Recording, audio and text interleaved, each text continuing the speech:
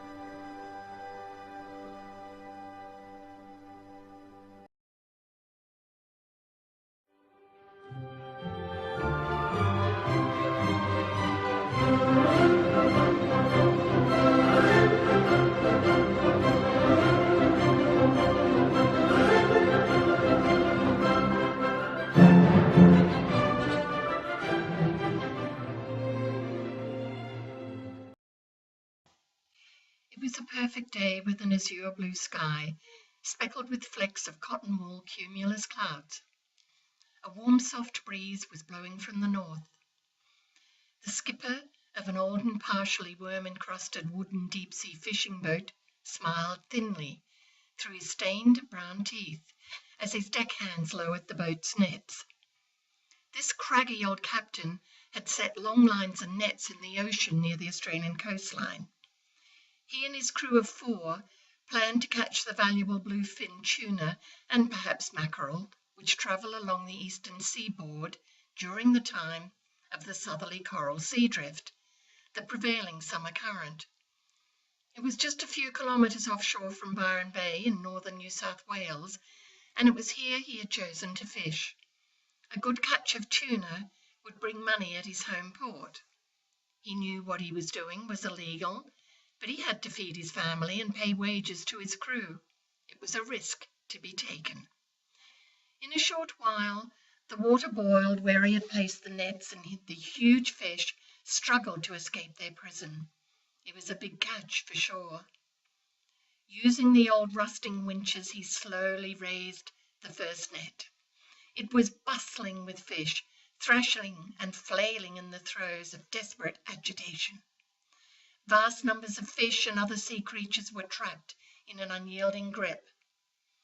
Suddenly, a school of dolphins surged into the middle of the struggling fish, gorging themselves on the free feast, damaging and tearing the nets in the process. The skipper's face reddened in anger. He was furious to see his hard labour and dwindling catch destroyed by the dolphins. Hauling out his high-powered rifle, he aimed it at one of the remaining dolphins and fired again and again. Every time you lose a bet, you just roll your eyes and I drink to forget that you're not with me. I'll do anything to be. I got this secret love inside of me. The sea turned scarlet, and the dolphin lurched upwards in one last attempt to free herself, but too late.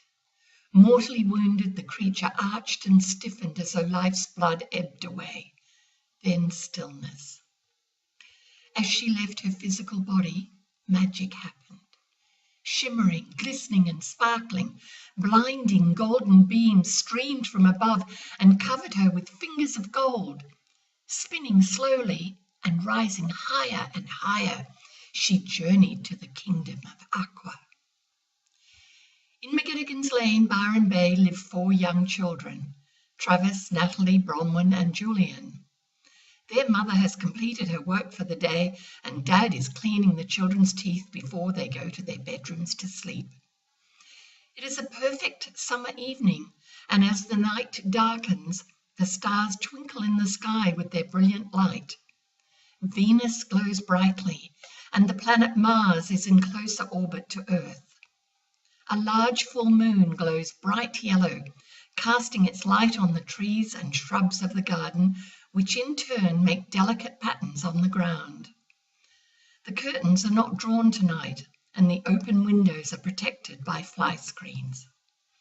Just before midnight, the moon is directly overhead and all is still. Moonlight streams down and rests on the sill of Bronwyn's window.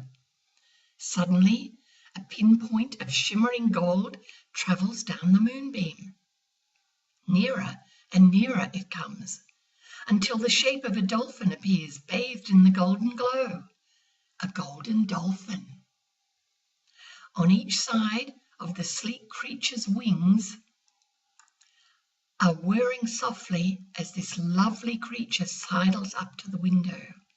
She stops and, floating in midair, taps softly on the glass, not wanting to wake the whole house, just the sleeping child. She makes a gentle sound. Pitter-patter, pitter-patter. Her wings move up and down on the glass. Receiving no answer, she repeats the sound. The child stirs a little but stays asleep. She repeats the sound. Pitter-patter, pitter-patter. The golden dolphin continues tapping on the window. The glow of her aura is now shining fully on Bronwyn's face, filling the room with light. With eyelids flickering, Bronwyn wakes up, rubbing her eyes in wonder as she sleepily looks at the visitor outside the window. For some reason, she does not feel afraid and asks, "Who are you?" The golden dolphin, realizing that the little girl is now awake, presses her snubby nose to the fly screen of the open window and, smiling gently, she speaks. "I am the golden dolphin. Will you hear what I have to say?" Bronwyn nods and climbs out of bed. She walks to the window to be closer to this beautiful creature. "I have been sent here by the ruler of the kingdom of Aqua, where I now live, to teach you about the wonders of the sea and how mankind is destroying it," continued the dolphin. She went on to explain how she had been killed by an angry fisherman. Many other creatures of the sea had been killed too, and their homes destroyed by the stupidity and selfish greed of man. Longing to stop this destruction, the ruler of the kingdom of Aqua requested the golden dolphin return to Earth to educate Earthlings by teaching them the wonders of ocean life. "Your family has been chosen because you love the sea and all the creatures in it," said the golden dolphin. "I can only come to Earth when the moon is full and the moonbeam touches your home, and I must return when it is still high or my powers will be lost. Will you allow me to teach you about the wonders and beauty of the sea?" she asks. Bronwyn nodded with excitement. "Now go and wake up your brother Julian so that I can take you both for a golden ride to the Julian Rocks," the dolphin continued. Bronwyn tiptoed into Julian's room, shaking him gently and whispering, "Julian, Julian, wake up, wake up. You must come with me now. Something wonderful has happened." Julian stirred and grumbled. "Why are you waking me up, Bronwyn?" "Hurry up, you must see for yourself," she replied, tugging off his bedclothes. "And don't wake up anybody else. Be quiet." Stumbling along behind his sister, Julian gazed with amazement at the dolphin with her nose pressed to the window of the room filled with golden light. Unafraid, he blurted out, "Who are you? Where have you come from?"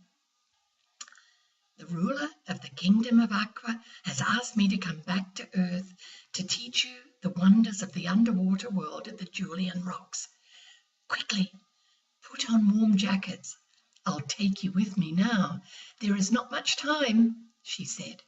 "I am going to take you both to meet my friends under the sea." Bronwyn and Julian opened the fly screen window, hesitating when they saw the golden dolphin's smooth, sleek body. How would they stay on the golden dolphin's back? Noticing the children's reluctance, She reassured them, saying, "When you are in my golden aura, you are safe. It will be easy to stay on my back, and you will also be warm, dry, and be able to breathe when we travel under the waves. Are you ready? Let's go. Climb on now so we can fly away to the Julian rocks." Julian went first, and Bronwyn climbed up behind him. Their legs hung down on both sides of the dolphin's body. It was so warm and comfortable within the golden aura that their fear vanished. Bronwyn hung on tightly to Julian's waist so that he would feel secure. "Here we go," said the golden dolphin. "As we are flying across the night sky, look over the side and you will be able to see all that is happening below." Flapping her wings, which once were flippers, she very gently left the window ledge. She flew slowly into the air until they were nearly 500 meters high and headed for the township of Byron Bay. Just as they were passing a thick forest near a swamp, a huge colony of shrieking bats left a nearby farmland where they had been ravaging a farmer's crop. These were fruit bats with wingspans some more than a meter across.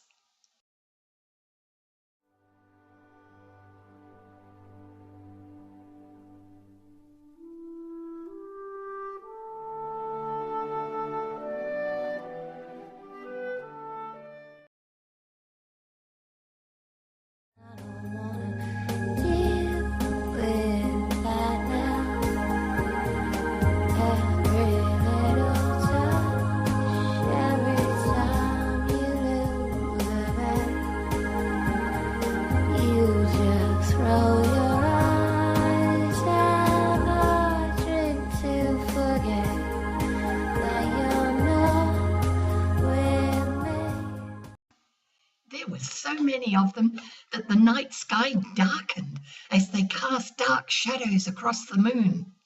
Shrieking and squealing, the bad-tempered bats attacked the golden dolphin and her passengers.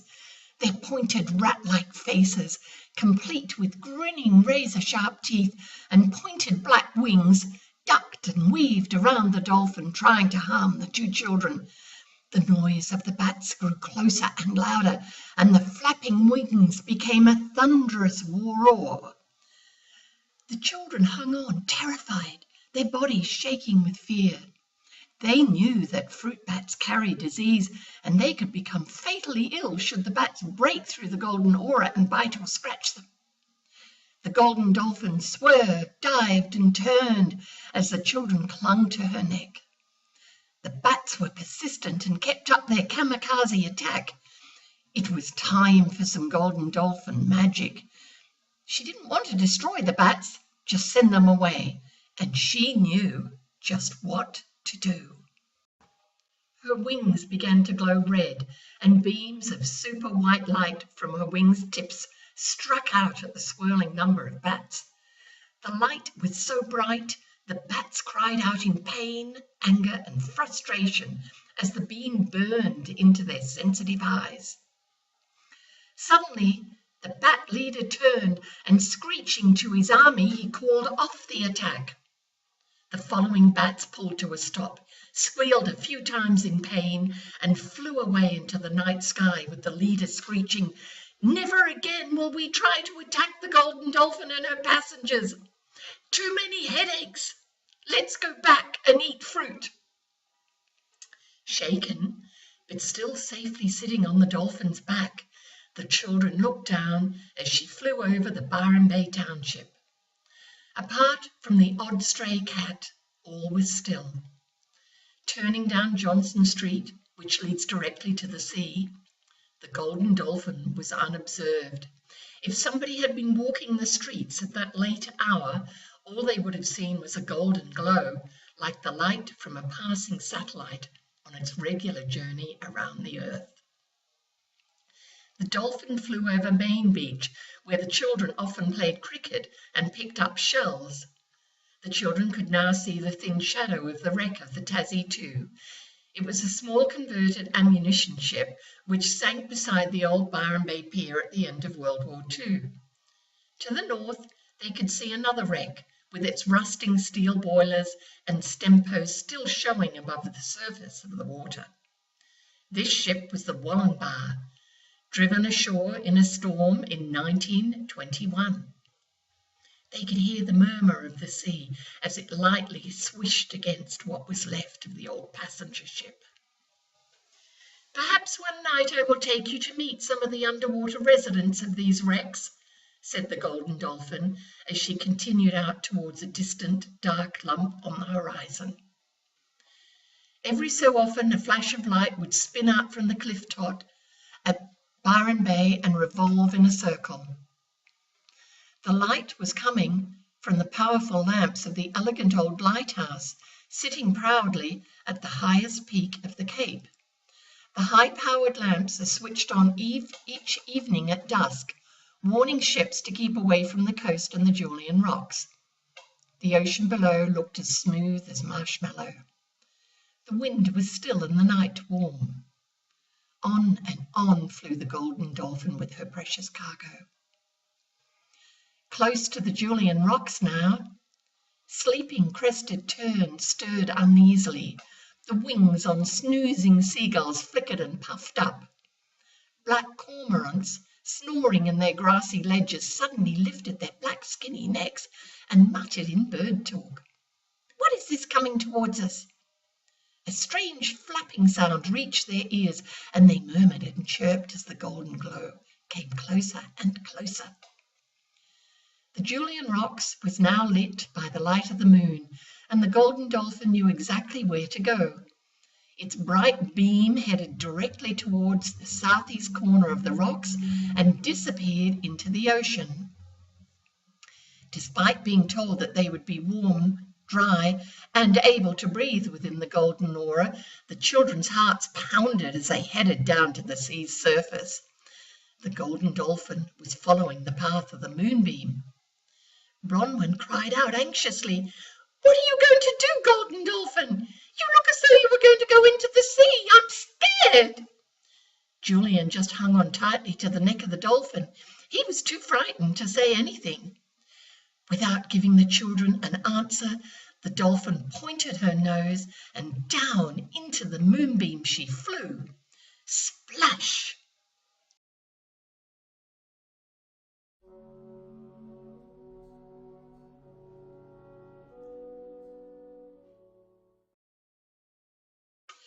Startled at the noise, all the birds resting on the Julian rocks rose in fright and squawked their way high into the sky.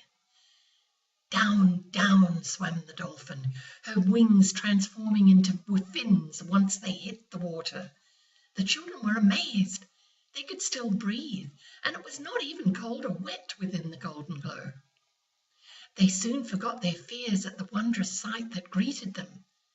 Swimming with little effort, the Golden Dolphin soon came to rest outside a dark, deep cave which gradually filled with light from the golden aura.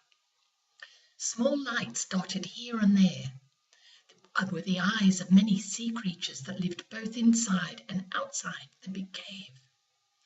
The biggest eyes of all belonged to one very large black fish that seemed to use the cave as his home. He had a huge mouth, which continually opened and closed in a gulping motion. His enormous eyes opened in surprise at the unexpected visitors. He was so large he almost filled the opening of the cave. It was a giant cod. The children shrank back in fright and clung tightly to the safety of the dolphin's back as she swam slowly towards them and spoke in a deep, booming voice. With chattering teeth, thinking they might be swallowed whole, the children listened in awe. "Who is this waking me up in the middle of the night?" gulped the big black cod in an angry tone. "And what are these small earthlings doing here too? They are not friends of mine. Many of my brothers and sisters were shot by men who swam underwater with guns. I am the only old big god left. Take these small humans away," he cried. The golden dolphin replied in her lovely tinkling voice, I am a golden dolphin who was also killed by the cruel hand of man. The ruler of the kingdom of Aqua has given me the important task of teaching these children about your home under the sea and all your friends who live here, so they can tell the rest of the world all about you. We want to change the hearts of men so that they too will love and care for you and your friends. Please talk to them. The big fish glowered, but his voice softened as he replied, I am in charge here. You are welcome as long as you display good manners and show respect to my friends. If you are sure they will help us, then have them come in. Bronwyn looked at Julian and then at the golden dolphin nervously, asking, Is it safe in there? As long as you stay within the golden glow, everything will be fine, the golden dolphin replied. So they went into the cave called the God Hole. Julian plucked up courage to ask the big fish his name.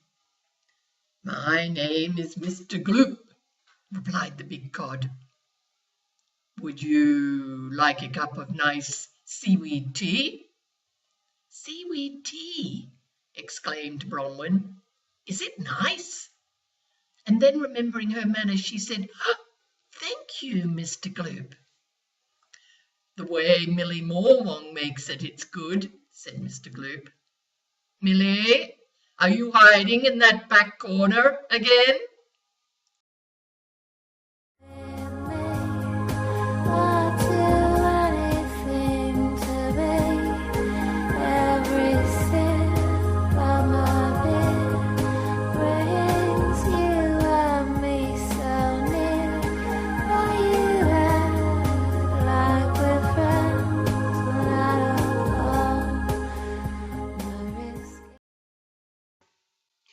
Slowly emerging from the corner where she had been hiding from the unexpected visitors, Millie Morwong, dressed in black and red vertical bands and with a pointy nose, came forward shyly. Pleased to meet you, she said, as Mr. Gloop introduced the children. She quickly swam away to make the tea. Don't forget the kelp sweetener, said Mr. Gloop, who seemed more at ease now he knew that Bronwyn and Julian wanted to know more about him and his friends. Just then, Julian was disturbed by a movement in the pock-marked wall in the centre of the cave. A head appeared showing the whitest, pointiest set of teeth he had ever seen. The mouth was wide open, grinning. At least that's how it looked to Julian. What is that, Mr. Gloop? He asked. That is Madcap Moray, Mr. Gloop replied. He lives with us here in the cave. He looks dangerous, but he really is a coward at heart. Go and say hello. So Julian did, and ever the coward, Madcap wriggled backwards into his hole and almost out of sight. Madcap was unsure about these new visitors to his home.